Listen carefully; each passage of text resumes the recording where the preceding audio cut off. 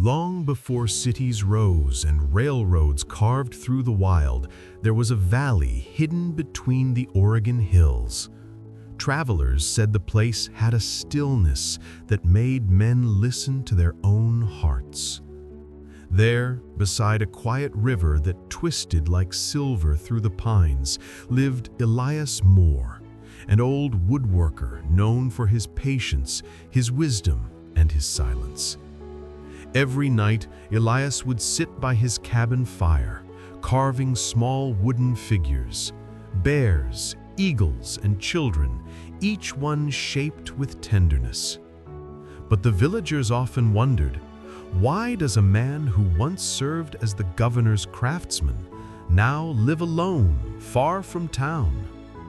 When people asked, he only smiled and said, "Because sometimes life breaks what it must, so that the soul can breathe again."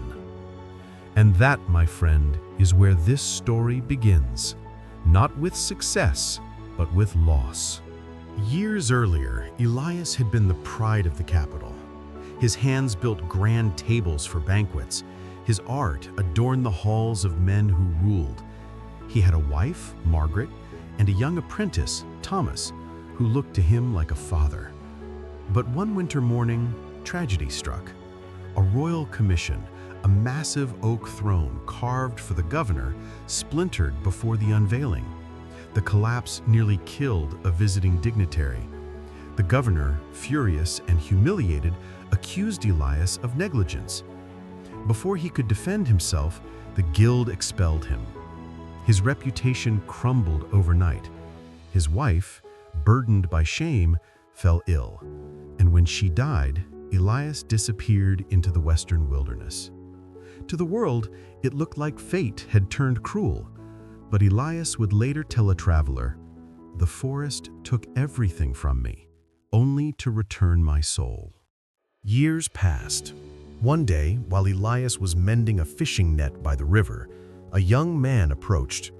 His name was Nathan Reed, a farmer from the lowlands. His eyes were weary, his spirit restless. "Old man," he said, "they tell me you found peace here, but how? My crops have failed, my child has fallen ill, and my wife left me for another. Don't tell me it's all for good, because there's no good left in me." Elias looked at him for a while. The river whispered softly behind them. Then he said, "You remind me of a man who once thought fate was cruel, until the day he saw what mercy really looked like." Nathan frowned. "And who was that?"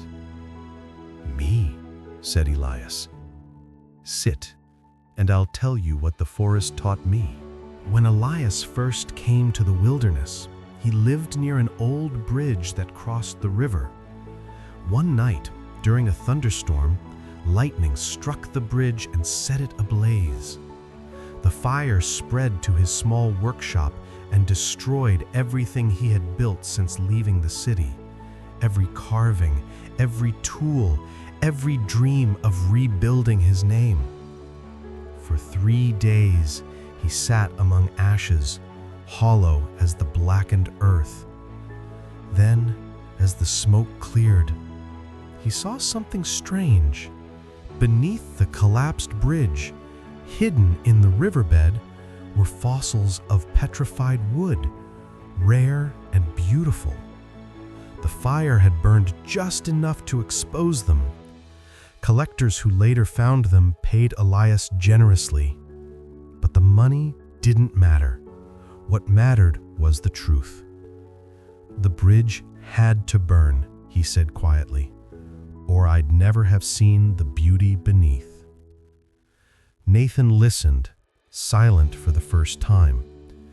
The river murmured again, as if echoing the thought. Weeks later, Nathan returned, saying his misfortunes had worsened. His home had been robbed by bandits. Elias, hearing this, offered to guide him through the mountain pass to recover what he could. They traveled for 2 days through mist and rain. On the third night, As they rested under an oak, they were captured by the same bandits. Bound and robbed, Nathan cursed the heavens. Elias, calm even in chains, whispered, "You may not believe me, boy, but even this will serve you." At dawn, soldiers arrived. They'd been tracking the bandits for months. Because Elias and Nathan were captives, they were taken safely to the outpost, and Nathan's stolen belongings were returned. Had they not been captured, they would have been caught in a landslide that struck the lower trail that morning. Nathan, shaken, looked at Elias with new eyes. "How can you live trusting what hurts you?" Elias smiled faintly. "Because life does not wound without reason. The pain is only the chisel shaping the sculpture." Months passed, and Nathan began to live near Elias, helping him carve wood, plant herbs, and fish. But one evening, Elias fell ill. His breath slowed. His time had come. As Nathan sat by his side, Elias pointed toward the river and said, "Do you know why I built my cabin here?" Nathan shook his head. "Because this river never resists its path. When stones block it, it bends. When it meets cliffs, it carves through. It never curses what stops it. It uses it to find a deeper way." That's what life is, Nathan. It bends us, burns us, breaks us, but only to lead us where we truly belong. Then, closing his eyes, Elias whispered, "Whatever happens, happens for good, though we see it only when we stop fighting the current." When the old man's breath faded, the wind outside stilled. The river flowed on, soft, endless, serene. Years later, travelers passing through the valley would find a small shrine near the riverbank, a wooden carving of a bridge, half burned, half whole, with an inscription beneath, "May every loss reveal its hidden gift." They said the shrine was built by a man named Nathan Reed, once broken, now peaceful, known for helping others find meaning in misfortune. When asked how he found his calm, he always smiled and said, "An old craftsman by the river taught me that no wound is wasted, only misunderstood." And so the story spread from one campfire to another, of the woodworker who lost everything only to find peace, and the river that whispered, "Whatever happens, happens for good." Now, my friend, if ever you find yourself asking, "Why me?" remember this. A forest fire destroys, but it also clears the ground for new growth. A river flood ruins homes, but it also brings fertile soil. And every heartbreak, every setback, carries the quiet seeds of wisdom within it. The universe is not against you. It is merely carving you into something stronger, gentler, and truer. So the next time life burns your bridge, don't curse the flame. Watch closely.